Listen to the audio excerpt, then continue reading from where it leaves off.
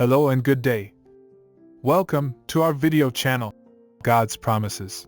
And today's video will be Psalm chapter 68. Let's get started now.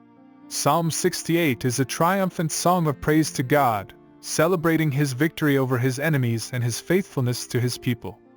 This psalm is attributed to King David and is believed to have been written after the successful return of the Ark of the Covenant to Jerusalem. The psalm begins with an invocation for God to arise and scatter His enemies, causing them to flee before Him like smoke driven away by the wind. The imagery of God as a warrior, marching out to battle with His people, is a common theme throughout the psalm. The second verse highlights God's power and might, describing Him as a devouring fire that consumes His enemies. In verses 4 to 6, the psalmist shifts his focus to the goodness of God, praising Him for His protection and provision for His people. He recounts how God has cared for the widows and orphans, providing for them in their time of need. He also describes how God led His people out of Egypt and through the wilderness, providing food and water for them along the way. The psalm then returns to the theme of God as a warrior, describing how He marches out before His people, making the earth tremble and causing the mountains to shake.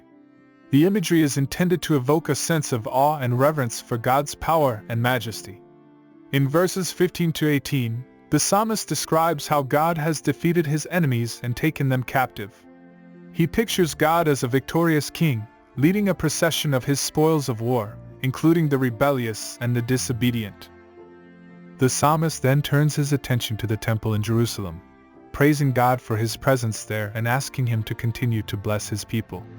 The final verses of the psalm are a call to worship, inviting all people to join in the celebration of God's victory. The psalmist praises God for His goodness and faithfulness, and asks Him to continue to bless His people.